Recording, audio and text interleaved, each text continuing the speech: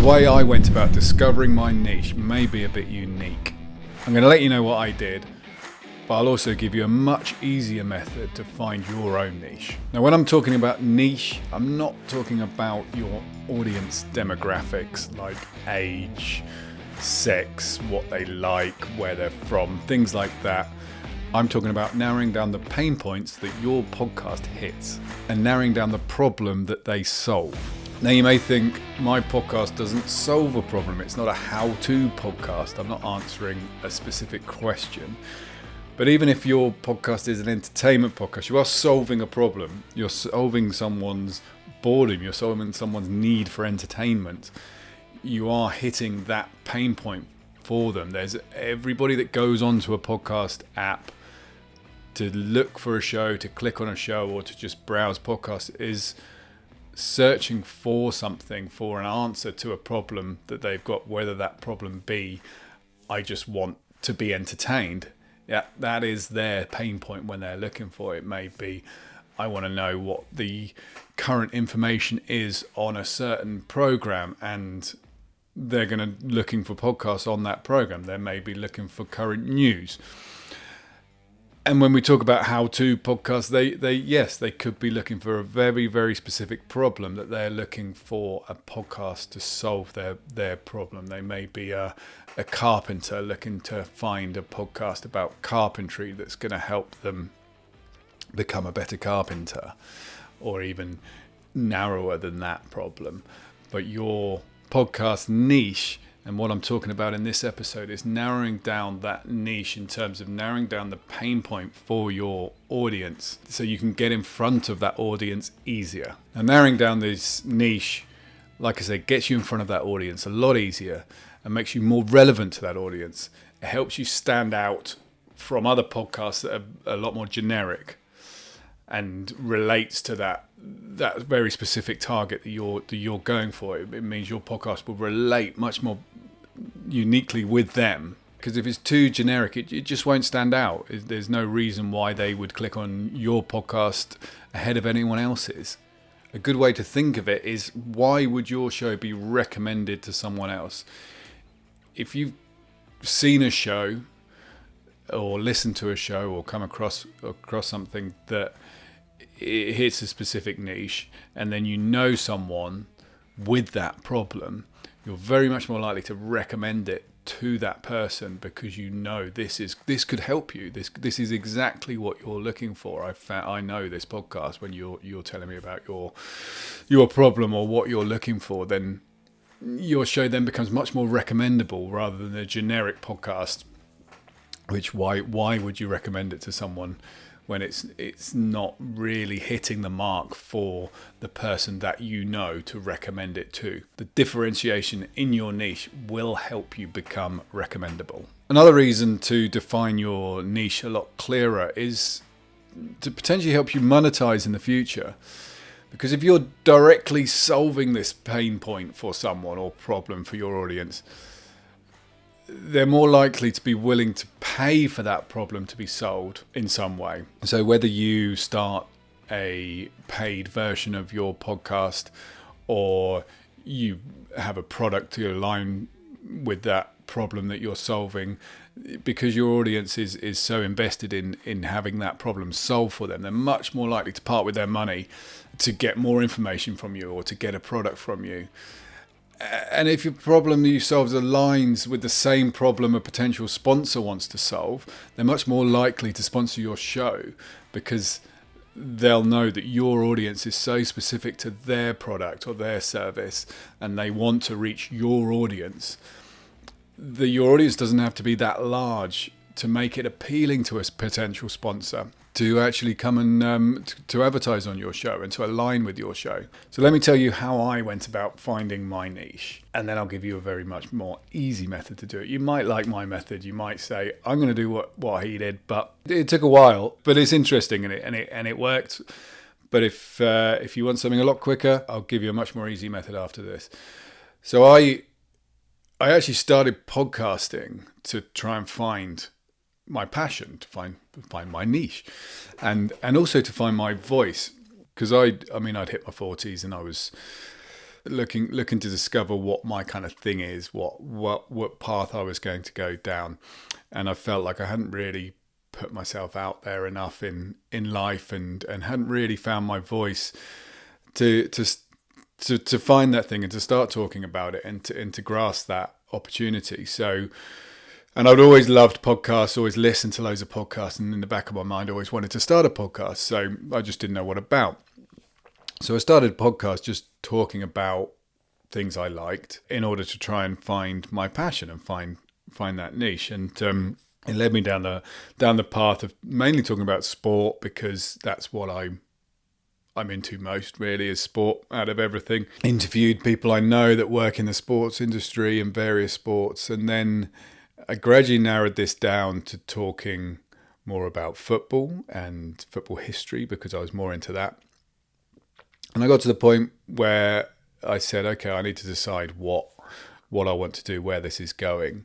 And after kind of picking it apart, what I could potentially do with what I'd learned in what was about a year of podcasting at this point, the thing that conclusion I came to, that the thing I loved most about that year was actually podcasting, regardless of what I was talking about.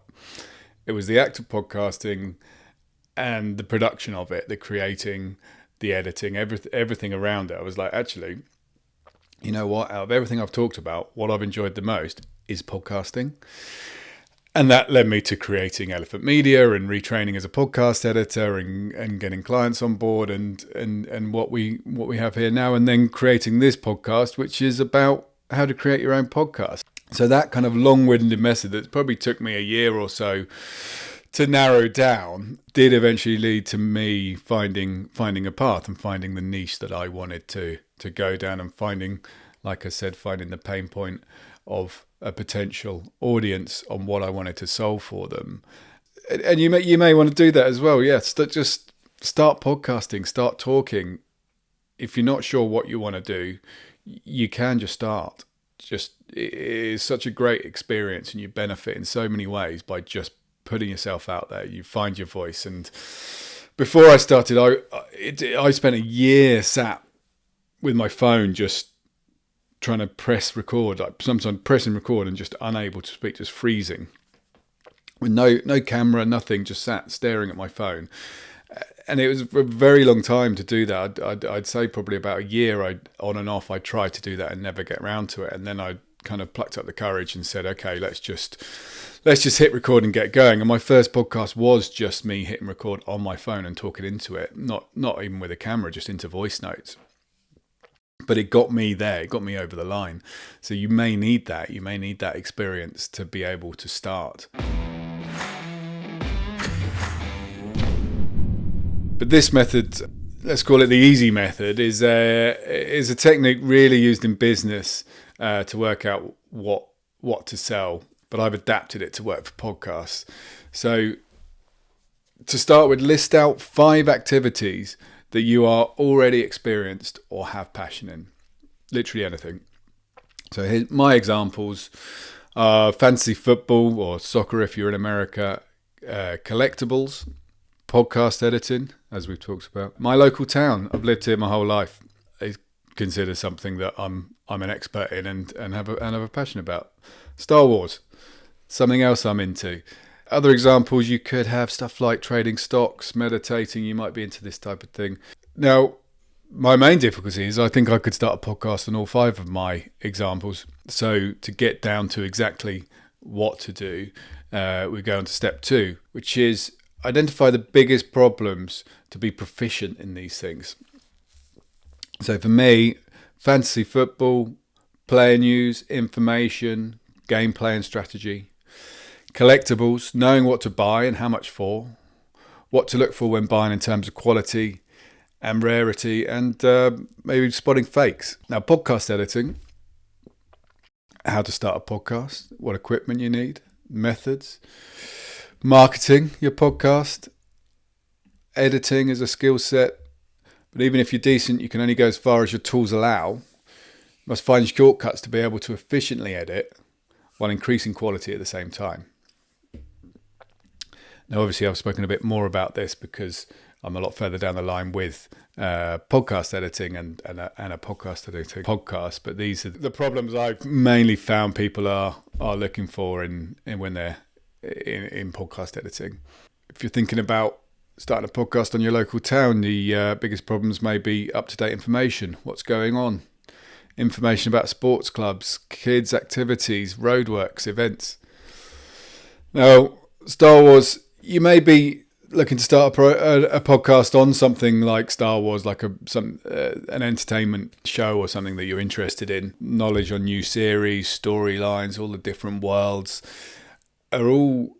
I've identified them as problems because it's something your audience may be looking for. You may be going, I want to know what the new release is, or a review on the new release, or I want more information about the storyline and where those people came from. These are all, it sounds like it's just kind of entertainment and chatting, but it's problems that people want to solve. Now, step 3, filter these by human needs. And these come under 4 categories of health, wealth, relationships, or happiness. So put each of your choices with one of these. So I've got happiness for fantasy football, wealth for collectibles. I collect kind of sports memorabilia and trade it, really. Podcasting, I've kind of put all 3, health, happiness, and relationships, because you can do it for all different reasons, whether it be as a hobby or for your business. Local town, I've put relationships and happiness, and Star Wars, happiness. It's entertainment, isn't it? Now rank these 5 in the level of pain for your audience. So which of these pain points you've identified and why is what is the most important for your audience? What causes the biggest problem in someone's life? Now, yeah, Star Wars and entertainment will be lower down on someone's problem. Podcast editing I've put as number 1 because people do it for business, people do it for a hobby, and everyone needs help with it. Not many people just go, I'm going to create a podcast, and don't need to find out some sort of information about it. Collectibles as well, if someone wants to get into that, there's a lot you need to find out about it to be able to do it successfully. But I mean, these are probably all on a level for me. The local town and fantasy football on the level of pain for my audience. Now, step 5, pick one of the top 2.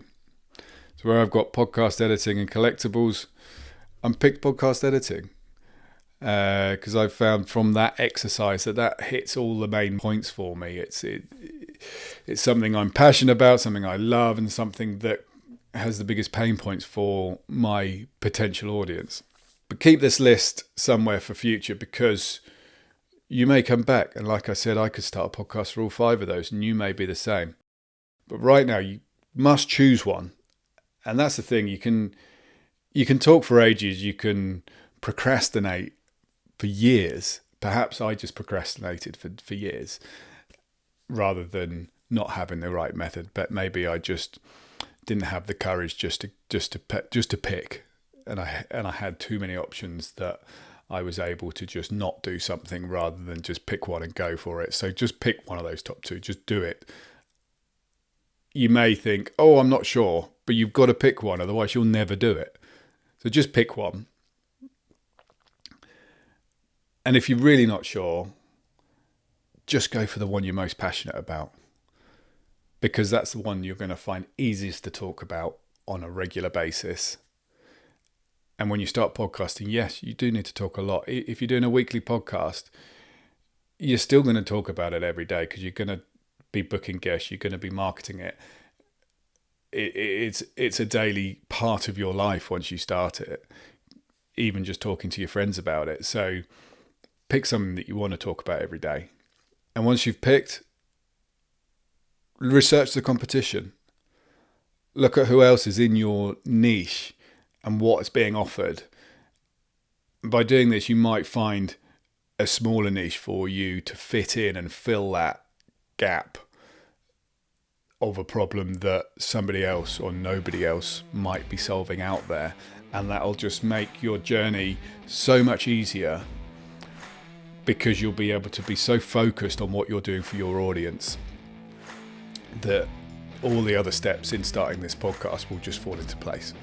So I hope this video helped. Drop a comment below with the niche you chose and subscribe for the next video, which will be how to choose your podcast title.